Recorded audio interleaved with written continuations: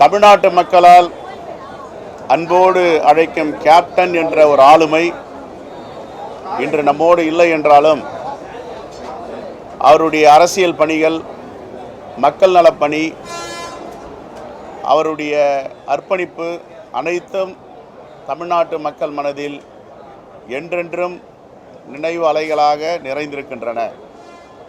ஒரு தூய்மையான மனிதர், அரசியலில் எப்படி இருக்க வேண்டும் என்று எல்லோருக்கும் ஒரு வழிகாட்டியாக இருப்பவர். நான் 2006 சட்டமன்ற உறுப்பினராக இருக்கும் பொழுது அவருடைய பக்கத்தில் உட்கார்ந்து அவருடைய பல அரசியல் நாலேஜ் என்று சொல்லுவார்கள் ஆங்கிலத்தில், அவருடைய திறமை, அவருடைய சாதுரியம், அவருடைய அர்ப்பணிப்பு, அவருடைய அன்பான ஒரு பண்பு அனைத்தையும் அவரிடம் நான் பெற்றிருக்கிறேன். அப்படிப்பட்ட ஒரு மாபெரும் தலைவரை தமிழ்நாடு எழுந்திருக்கிறது. ஆகவே தமிழ்நாட்டு மக்களுக்காக தன்னை அர்ப்பணித்த கேப்டன் அவருடைய கட்சி இன்று தமிழ்நாட்டு மக்களுக்காக அருமை அன்னியார் பிரேமலதா விஜயகாந்த் அவர்கள் அதை தொடர்ந்து பணியாற்றி வருகிறார். அவருடைய இளவல்களும் அதை தொடர்ந்து பணியாற்றி வருகிறார்கள். அவருடைய பணி சிறக்க வாழ்த்துக்கள். என்றென்றும் தமிழ்நாட்டு மக்களுடைய மனதில் கேப்டன் விஜயகாந்த் என்பவரை அகற்ற முடியாது. அவர் நடிகராக இருக்கும் பொழுதும் சரி, கதாநாயகனாக இருக்கும் பொழுதும் சரி, அரசியலுக்கு வரும்பொழுதும் சரி, மக்களை சார்ந்திருந்தார். எல்லோரும் எளிதாக அவரை நாட முடியும், சந்திக்க முடியும்.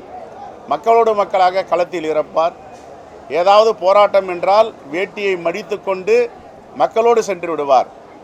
பார்க்க முடியாத ஒரு நடிகராகவோ பழக முடியாத ஒரு கதாநாயகனாகவோ அவர் இருந்ததில்லை. அப்படிப்பட்ட ஒரு பண்பாளரை தமிழ்நாடு எழுந்திருக்கிறது. அவருடைய நினைவேந்தலில் கலந்து கொண்டு அவருக்கு காங்கிரஸ் பேரியக்கத்தின் சார்பாக மலர் அஞ்சலியை செலுத்தியிருக்கிறோம்.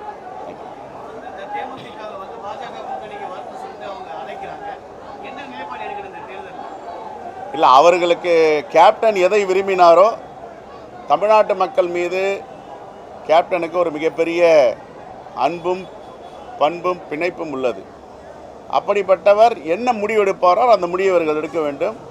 மதவாதத்திற்கு ஒருபோதும் கேப்டன் துணை போனதில்லை.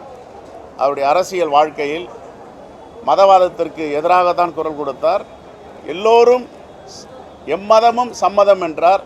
அவர் திரைப்படத்தில் பார்த்தால் அவர் இஸ்லாமியராக நடித்திருக்கிறார், கிறித்தவராக நடித்திருக்கிறார். ஆகவே அவருக்கென்று இந்த சாதி அந்த மதம் என்பதில்லை. எல்லோருக்குமான ஒரு கதாநாயகனாக இருந்திருக்கிறார். அந்த அடிப்படையில் அவர்கள் முடிவெடுப்பார்கள் என்று முழுமையாக நான் நம்புகிறேன். ஆகவே அவருடைய பயணம் வெற்றி பெற வாழ்த்துக்கள்.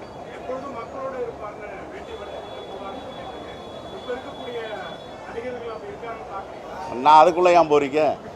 அது அரசியலாக்க விரும்பலை. கேப்டனுடைய பண்பை சொன்னேன். யாருன்னா பார்க்கணுன்னா எளிதாக போய் பார்க்க முடியும். தொண்டர்கள் வந்தால் எளிதாக போய் அவர் அணுகலாம், பார்க்கலாம், கைப்பிடிச்சு பேசுவார், கட்டிப்பிடிப்பார், அரவணைப்பார், மக்களோட மக்களாக இருப்பார்னு அவருடைய பண்பை சொல்கிறேன். நான் வேறு யாரையும் போயிட்டு ஒப்பிட்டு நீங்கள் பார்க்க வேண்டிய அவசியம் இல்லை.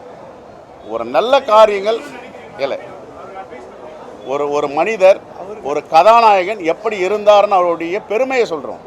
இந்த நேரத்தில் போய் சிறுமைகள்லாம் பேசி நம்மளை குறைச்சிக்க வேண்டாம். ஒரு ஆற்றல் மிக்கவர், மக்களை நேசிக்கக்கூடியவர். அவர் ஒரு மதுரையிலேருந்து புறப்பட்டார்னா 1 மணி நேரம் அவர் மதுரை ஏர்போர்ட்லேருந்து கடக்கிறதுக்காக வந்தாங்க. அவ்வளோ பாப்புலரான ஹீரோ, மக்களோட மக்களாக இருந்தார். அதை சொல்ல வரேன். தேங்க்யூ.